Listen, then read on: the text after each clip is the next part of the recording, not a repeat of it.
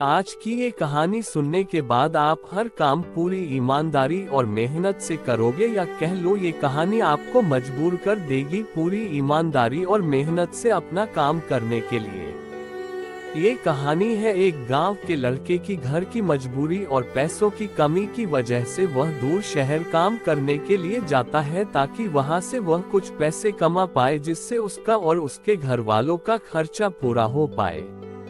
वह लड़का काफी दिनों तक काम की तलाश करता है और आखिरकार उसे काम मिल जाता है। वह लड़का अपना सारा काम पूरी ईमानदारी और मेहनत से पूरे दिन करता है। ये देखकर उसका मालिक खुश हो जाता है। अब 6 महीनों तक ऐसे ही चलता है। 6 महीने बाद वह लड़का अपने मालिक को कहता है, अब मैं कुछ दिनों के लिए वापस अपने घर जाना चाहता हूं। और उस लड़के को पूरी उम्मीद थी कि उसका मालिक उसे घर जाने से नहीं रोकेगा। लेकिन उस लड़के के सोच से विपरीत उसका मालिक कहता है, नहीं, तुम्हें 2 महीने का थोड़ा और काम करना है और फिर उसके बाद अपने घर जा सकते हो। लड़के को थोड़ा गुस्सा आता है, लेकिन वह अपने गुस्से को शांत करके मालिक से पूछता है, बताइए मालिक, कौन सा काम है। उसका मालिक कहता है, हमें एक घर खरीदना है। तुम पूरे शहर में घूमो और तुम्हें जो सबसे अच्छा घर लगे वह घर खरीद लो, और जैसे ही यह काम खत्म हो जाता है तुम वापस अपने घर कुछ दिनों के लिए जा सकते हो।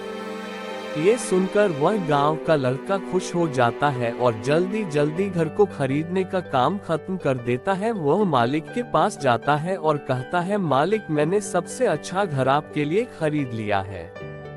मालिक हैरान हो जाता है और कहता है, सिर्फ 10 दिनों में तुमने अच्छा सा घर खरीद भी लिया। गांव का लड़का कहता है, हाँ, ये घर काफी बढ़िया था इसलिए मैंने खरीद लिया। और कहता है कि क्या अब मैं अपने घर कुछ दिनों के लिए वापस जा सकता हूँ।